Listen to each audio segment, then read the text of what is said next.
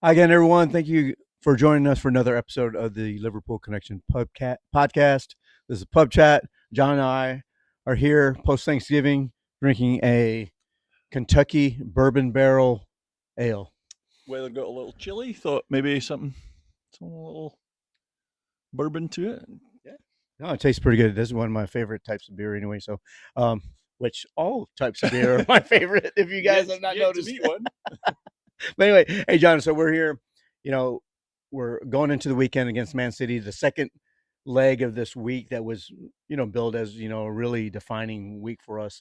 Passed the first test, beating Real Madrid 2-0 in the Champions League. Really blattered them, right? We talked about that in the last podcast.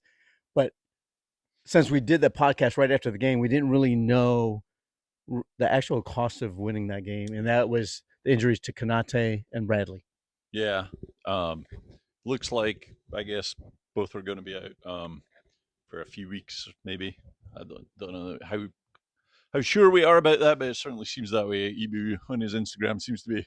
I thought it was kind of funny actually. They brought forward Slot's press conference, um, and then I sort of almost felt like was that the plan so that he could be really vague on the injuries. But then Ibu is like, I'm just going to tell everybody on Instagram anyway.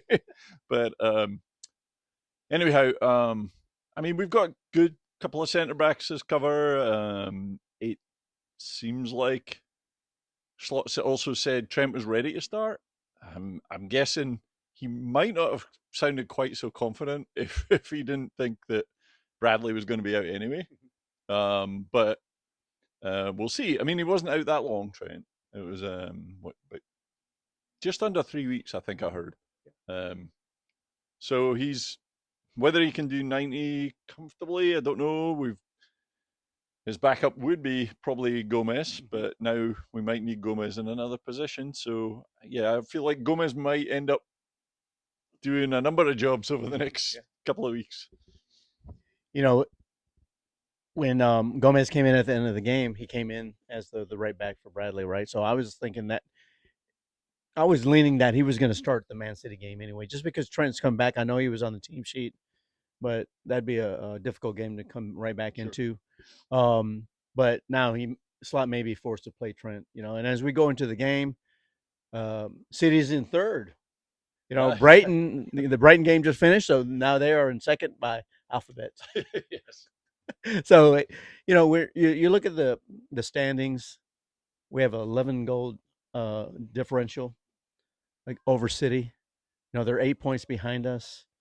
And one of the things that probably catches my eye, as we look at the numbers, is that in their last 6 games they've shipped 17 goals. Right? We've given up 12 in 19 games as a team. So really, that kind of is a microcosm of just their struggles here recently. They haven't won in 6 games, and that's when they've shipped those 17 goals. So there's some problems defensively for them. John Stones is hurt. Um, there'll probably have to be a Kanji and Ake in the back there. Kovacic, who was really solid in the middle, he's injured. And I think just kind of looking at what they've been doing recently, they remind me of what Liverpool was 2 years ago. Very slow in the midfield, where teams would get the ball and counter, and there was not enough legs in the middle because they're playing Gundogan in the middle, and he's a good player on the ball, but he's not running up and down and playing box to box like he used to previous seasons. So that kind of reminds me of that season when Fabinho had no legs, Hendo had no legs, and teams were just going through us one pass and they were already attacking our back line. So, what's your initial assessments about how you think City's going to line up defensively? Um, well, like you like you said in the midfield, I think you mentioned Gundogan and obviously De Bruyne's getting up there and he's not really been fit, so he's only played I think it was like 15 then 25. So I'm sure they'll want him to play at least start. Whether he can play full 90, I don't know. But then there's also Bernardo Silva listening to on the Anfield Rap, one of the City guys talking about how exhausted he looked in the last game. So there's a lot of guys, and then they've got some young guys, but you know that they don't feel have really were quite maybe ready. So they've got this bit of a gap between quite a lot of older guys and then some young guys who may turn out to be great. But it's tough for a young guy when you're coming in to play with guys whose legs have gone a little bit, maybe, or just are not fit. Right. And in the back, yeah, I mean they've got some issues. It's interesting that Rodri goes out, and they really didn't. In the past, it seemed like they had played Stones in there when Rodri wasn't available, or even when he was, just kind of move him in there.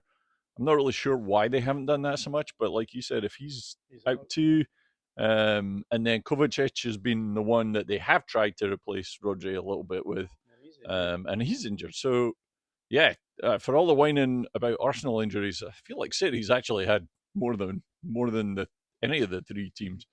Um, so yeah, and they've been the interesting thing is they haven't had one way of losing, right? They've lost different ways. The consistent thing is they've given up chances, a lot of chances in a lot of games, but it's been different ways. It's like giving up the first goal a lot of times.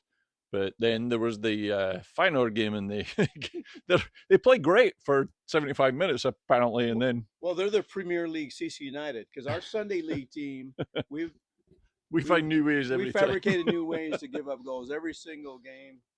It's something new. So That's yeah, very true. So I mean, that is their weakness right now, is giving up good chances. They still are creating some good ones. I think probably you could be charitable and say that the chances they created offensively, they've all come to one guy, and he was scoring them, yeah. like, all the time at the beginning of the season, and now he's. I think somebody said that his xG for the last few games was 8, and he's only scored 2 out of those. And so that will change because he's clearly getting in position, and some will go in, but so we may give up a goal. I've no doubt they'll create a threat, but the key thing seems to be, um, and now here's where the tactic might change for Pep. Against us in the past, he's definitely just decided to absolutely bunker and change everything. So we'll see if he does that. You talk about goal scoring. So this was an interesting thing I saw. So Holland has 12 goals, right? Their next person has 3 goals, Yeah, and I think that was a Kanji. Then you have Kovacic I think it was and the Ake. left back, Guardiola. I Yeah, think was I'm it sorry. Guardiola? Yeah, Guardiola is a Guardiola, and then Ake. So it's 3 and 2, Right. and it's like that's a city Yeah. side, right? And when you talk about young players, they're who won Player of the Year and Young Player of the Year last year? Yeah. Foden. He has no goals in 9 Right. games, right? Grealish has no goals in 8 games. So it's a lot of things are wrong with that team right now. Yeah. Their defense is giving up goals. Their offense is not scoring goals, and I think a lot of that too because at midfield, you see, because Holland doesn't help on defense, Right. right? He just stays up there. So like he's not like our forwards. We require them to come back and press, and they're really part of our offense is our defensive work that our front players do. But you don't, if City doesn't have the ball, Holland just is there. He's not pressing, right? I think the last time we played him, he may touch the ball 3 times in the second half, right? And so that there's a lot of problems there. I mean, there's no legs in the midfield. Their defense is really. Kyle Walker is off this year. He's finally, he's been a good servant for that club, but he's been really He almost getting all beat every game now. he almost always plays Walker against us. But it'd be interesting to see though, because he's clearly out of form. It'd be interesting to see if he plays. I mean, I don't know what their other options are, I but mean, who's in form for them really? right, yeah, When you haven't won in 6 games, who you can say is in form? I mean, they capitulated against Feyenoord. They get the extra day's rest, right, City? But yep. man, that where us beating Real Madrid is a boost of confidence. To ship 3 goals in 15 minutes against Feyenoord at the end of that game when you're just cruising, that can't be good for the psyche. That's got to be a mentality issue, and they clearly don't. We had some of these issues last year where it was more maybe the first half of a game, but still, like, ah, crap, something's happened. We're just going to concede. And it feels like they've just got that a little bit. And I'm here for it, Steve. Long may it continue. Yes. So let's go back to talking about Liverpool. Obviously, we kind of dissected what City's issues are. I mean, even I think that even Ederson hasn't not been his best this season. He's really his decision making, just some of the shot blocking has been off compared to what it has been. Right. So you don't know if in the back of their mind that what if that 115 FC is really doing something. Who I mean, knows? probably not because they make so much money. Who cares? That they're going to get paid either way. But there's just something wrong where the synergy is wrong. Obviously, not to make light of it, but just Pep's reaction the last game, Yeah. and scratching his head and things like that. That's something we've never seen from him in the whole time he's been at Well, he's always. in the Premier League. But I mean, so we don't want to make light of that. No one should be self harming themselves, but you do you when you care about an individual as a person, you're like, okay, don't do that. No, and I think it was odd that he I think he was trying to crack that Right, right, joke, right. right? And I thought that was even a little bit off. And I just don't think he's I don't know what the right term is, but I don't think he's being calm and rational enough right now. And I think he's always been a little bit manic, but you have to appreciate that, that's brought him great success, Kind and of he's a clearly perfectionist. kind of a genius. But yeah, sometimes that can go a little bit far, and you never, like you say, you never want to. Uh, you can have a laugh, but I don't know how far we should go into discussing how nuts he is or whatever. But we want to just focus on, I guess, beating them. But it must be a bit of a concern for his player. It must affect him a little Mm-hmm. bit when he seems. We've seen Klopp get a bit out of Mm-hmm. control, but it seems like he's taken things really badly in that last game in particular, and well, let's just take advantage and beat him, Yeah. and hope he's okay. Yeah. So let's talk about some of the decisions that Slot has to make this next game, right? Does Trent come in? I think he's being probably being forced to play Trent. Then the next decision, if Trent plays, then it's Gomez or Kwanzaa. Now, what are your thoughts about who plays there, Kwanzaa or Gomez? I'm thinking that Slot's going to go with experience with Gomez over Kwanzaa because he hasn't really gotten the confidence back in Kwanzaa. He hasn't really given him a lot of minutes since the very first game of the season. So I assume that if if he's going to start Trent, then obviously I think he'll play Gomez in the center back. Yeah, I think in an ideal world, in a different situation against a lower team, I think you would want to try and keep the guys. Slot seems to focus on trying to just give as much as he can. There's exceptions, but just give a player, hey, you're the backup to this Mm-hmm. position, you're the backup to this position, and just focus on that. And he's tried to not make Gomez too much of a fullback. And I think ideally he was the backup to Mm-hmm. Virgil, and Kwanzaa was the backup to Kanate. But I do think in this circumstance, with this game, um, it'd be a big call to bring Kwanzaa back in and put him on that right hand side. Um, Again, with Trent, I think in an ideal world he wouldn't be starting him, but the way he said very quickly and confidently that no, he'll be fit to start, I think that means he will start. Would he have started if it wasn't City? Mm-hmm.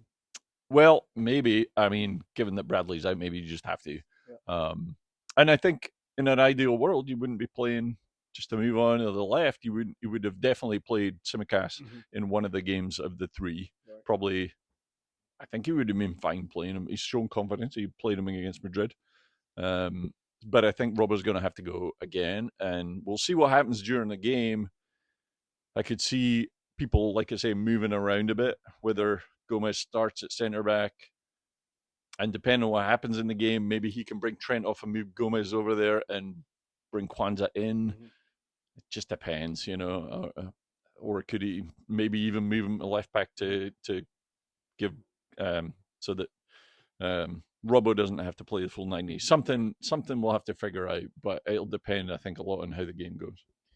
One thing that's kind of flown on the radar recently is that Jones seems to have taken Soboslai's spot in the midfield, right? And if you look at the stats that Jones put up this last game against Real Madrid, I mean, most touches inside the box. I mean, very, I don't want to say unassuming performance, but it's something that, we've all, that the people that have supported Jones all these years, and always he had that in his locker. He's getting a little freedom from Slot, but he's also, I think, has Slot's confidence that he can do the business right. So, in my opinion, I think he probably will start that same midfield again: McAllister, Gravenberch, and Jones. Your thoughts on that? Yeah, I think so. I mean, I went back. We talked about after the Madrid game at BD's. We talked on the podcast about man of the match, and Is that before I had to use the bathroom? yes, and I must admit, so you picked Bradley, and I went McAllister, and I went and rewatched the game again, and I probably would change my mind either between Bradley and or Jones. And McAllister was still good, but Jones, the more I watched that game, was Yeah. outstanding, especially second half. He was controlling all our attacks and stuff. I thought he was superb, and it's been a few games now that he's been Yeah, he superb. has. And I think Slot had confidence. You could tell from Jones's reaction in the preseason that he was so excited to be working under Right. Slot. Mhm. I think he's given him that confidence that he believes in him. And, I don't think Szoboszlai's been as bad as maybe some of the critics have Mhm. said. Yeah. I still think he offers, actually, um, played really well in the the game before final. Southampton. Yeah, in second half. I Yeah. think you.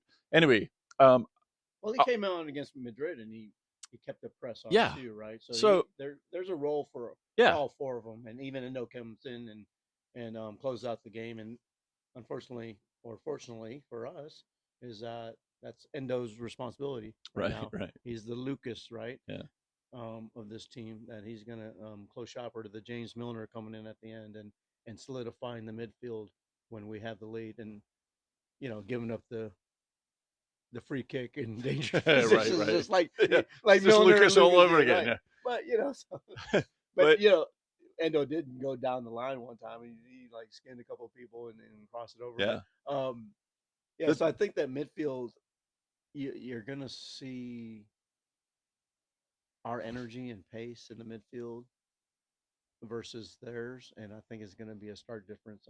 I really think that the transitions are going to be something to watch for.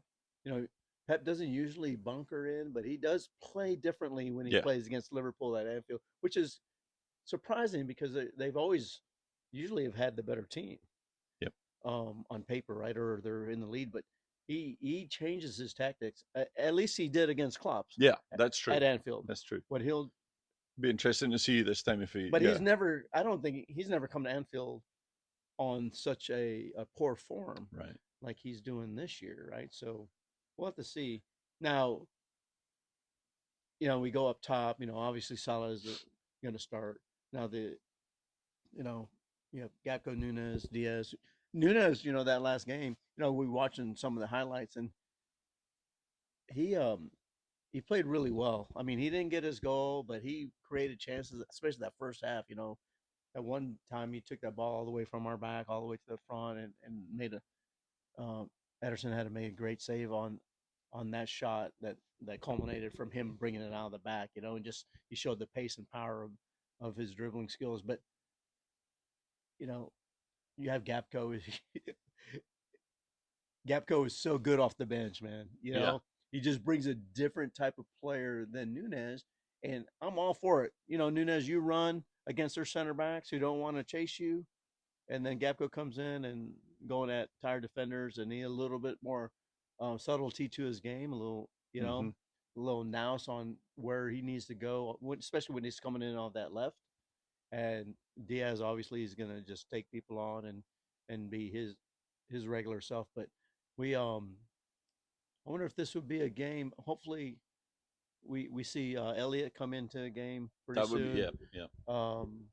But if we're winning, that's probably not the game that Elliott will come on. You'll have Endo come in instead of Elliott. So Yeah, there's in that.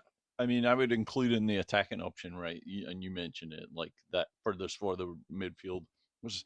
I think we've got some good options right now, Mhm. and obviously mostly Diaz and Gakpo have been rotating, but Nunes has been coming out fairly early second half, and then we kind of, depending on who's available, Mhm. change up things a bit. Diaz maybe in the middle or Gakpo, and now with hopefully Elliot, getting close to getting a few minutes.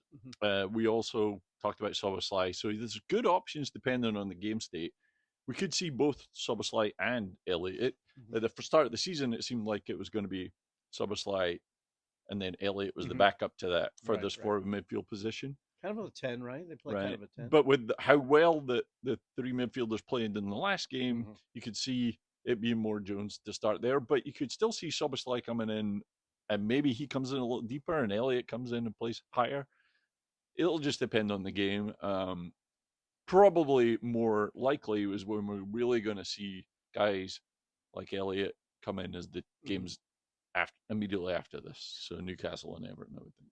Well, I think City without Rodri is not that physical a team, in the midfield, right? So Elliott could come in there, Yeah, true. um, and play.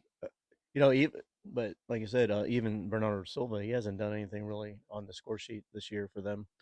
Um, Doku hasn't really done anything for No. them, so it's just a weird thing. Like, yeah, Holland way up there scoring goals, and then nobody else is helping.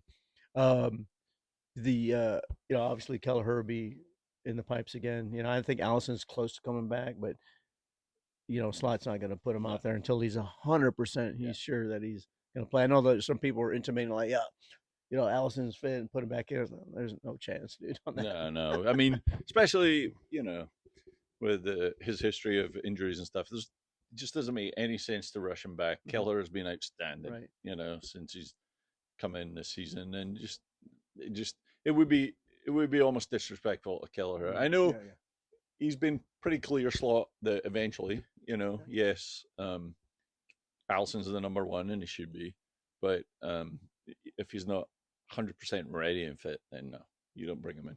I mean, that's the big caveat, right? And disclaimer and covering your ass for Slot that he's like until he's 100%. Like that's so subjective. How do you know if he's 100% or not? So it's a judgment game at that point, And Slot seems to be very coy. He kind of, we always want to say, he's Dutch.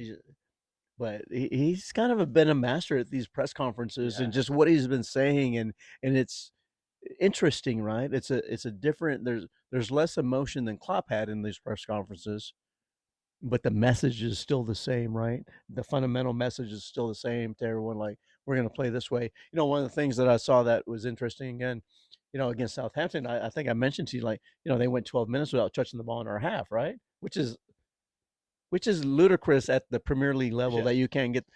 We did the same thing against Real Madrid. yeah, When the champions of Europe, one of the best teams in the world, and they didn't touch the ball in our half for 12 minutes. And I saw that, I was like, holy crap, dude. yeah. There's something about that system, and also the second half tactical switches that Slot has been doing. They're very subtle, and sometimes you don't realize them until like after, and you look at the stats and you're like, oh shit, yeah. But you mentioned that they're using the like Bradley was coming in underlapping, Yeah, right, coming inside, and that's where he got his assist. He's almost yeah. at the That's 18, right, and he's making that 1-2 right there with McAllister, whereas a lot of the fullbacks are going around the outside and offering width. So it's just there's subtle changes, man. And I'm like fascinated by seeing what he's doing at halftime. He seems to be on par with how Klopp used to. Whenever Klopp would go in at halftime, mm, I always felt like he would make a change because he was the better coach out of right. whoever he was playing against. And I think Slot is getting to he. I mean, he has a long way to go, obviously, but to match Klopp. But I'm just saying he has tactical tweaks, and he does it in game too. No, yeah, absolutely. Like you talked about that, it seemed like all of a sudden in the second half, at a certain point, Bradley was like a sided forward, Mm-hmm. further forward than Salah and stuff. He gets the header. Yeah, the He's part header. Yeah, then yeah. and then immediately he's part of the combination for McAllister to Mm-hmm. score. Mm-hmm. So he's in that position for a good few 10 minutes or so, where Madrid had no clue what to do. It was, Yeah. and that, I'm part of that maybe is a little bit, on the player, but part of that is, the coach just, Yeah, but the thing is, and like, look where he is, knowing that Mbappe is way out there, waiting for the ball at any time that there's a transition. yeah. So the confidence that the team has for putting your right fullback into that position, knowing that Mbappe, Mbappe's not tracking, he's hanging out on the wing, Well, just waiting for the ball to come, and I right? haven't gone back and looked in detail what the defense was doing in those We need to positions, watch but the game again. but but I figure that probably Robbo was probably hanging back at that point, and Ibu was kind of like, okay, now Switching Mbappe that way. is your job a bit, is Yeah. maybe a bit of a back three, but he's so far. I mean, the things he's doing seem to, whatever the tweaks are, they just seem to be working second half. And yeah, sometimes I think it takes a little patience in the first half for Mm-hmm. the crowd to kind of be like, because it was pretty level in a lot of ways. First half, we still had the better of the chances, Mm-hmm. but the overall play seemed like it was like fairly even against Madrid, and that's been the case in a Mm-hmm. lot of Yeah, yeah. games, right? Ipswich to start the season, people think we were terrible. We weren't awful, but it was the opposition we expected to be much better. But that first half has been even in quite a few games. Well, even Real Madrid, they had the 1.27 Yeah, it was xG, very but most of close. that was their penalty kick, Yeah, right? So if you take that penalty kick out, they're right. probably around zero point 0.4 for a Real Madrid team that has a ton of players. I know they had injuries, but we all have injuries, man. No one seems Yeah. to talk about that. We have Jota who's been out for weeks, right? The best Elliott's goalie in been the out for world. weeks. The best goalie in the world has been Right. out. Chiesa, who has won Right. trophies and has Yeah. been Player of the Year in Serie A, has been out. So, So that's why I think though that if we're tied mhm, 0-0 halftime against City, mhm, I'm not going to be too worried, right? It's like, mhm, yeah, it'd be nice to be ahead, but it's let's not forget they're gonna raise their game, mhm. Yep, even when we've been in bad patches over the years. yep. When we play against the better teams, we're gonna raise our game. They do, we will. But in the back of their minds is going to be this thing that if we get a goal, you just watch Mhm. what happens at Anfield to the crowd, and the next 5-10 minutes they're going to be, you know, potentially, questioning everything, Yep. and so if we can keep it close, and then whenever it happens, if we get a goal that sets the crowd off, we could score a couple pretty quickly, I reckon. Yeah, I mean, I think they're an aging club, and I really think we'll have the legs, in the second half. So if we can just weather the storm, if we nick a goal, we do. If we don't, but I think in the second half we'll get them because we've proven in the second half of these games that we really have another gear, and there's a point to prove, right? And plus, let's not forget we beat them. We're 11 points up. That's a huge motivating factor for Liverpool to be 11 points up. After 13 games, um, through this 10 game run that everybody's like, hey, this is going to test us, and if we can get through Sunday and be 11 points up, man, Yeah. it's happy days. And I think Pep would be happy with the draw, Mm-hmm. despite the fact that it still keeps this big gap. I think Yeah. right now, the situation they're in, they need to be able to show that they have a team that can, still compete with the best, right? That they aren't just dropping off a cliff. Yeah. And so a tie for them would really allow him to kind of be like, hey, come on, we, Mm-hmm. and it's not the worst thing for us in the world. So, I think you'll see a pretty cagey game, at least for 60 Mm-hmm. minutes. Yeah, who knows? If an early goal goes in, everything could change. But I think we'll see a pretty cagey game. Mm-hmm. And then, based on how those cagey games have gone for us this season, I'm fine with that. You get to they had the most expensive left back in Guardiola, and he hasn't been the same since Doak just torched him internationally. So I'm hoping maybe Salah comes out there with a Doak kit, just to warm up at least, and just get Guardiola just With a really scared. bad haircut too. Oh Oh yeah. Well, yeah. did you see Salah's hair? during his interview, No, talking about it. I mean it's That kind of sketchy anyway. that was not good. I don't know what that was actually. So it was kind of Doke esque, Egyptian style.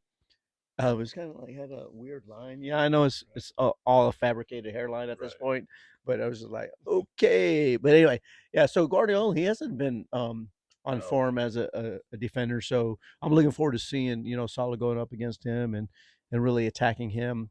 And I think that their psyche is fragile, and man, if we can score early, Yeah. I think it's just we're gonna go at these guys. So prediction for score, Jono. Gonna go 3-1. I think I posted somewhere I said 4-1. So pretty ambitious, but it doesn't matter. We just take 3 points is what we need, and Sunday kickoff be festive atmosphere.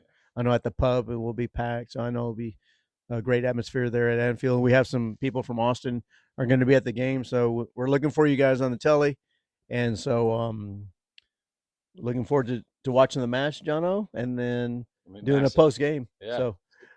So you guys out there, thanks for joining us. Please subscribe, put on your notifications, like our channel, and then we'll see you after the game on Sunday. Cheers.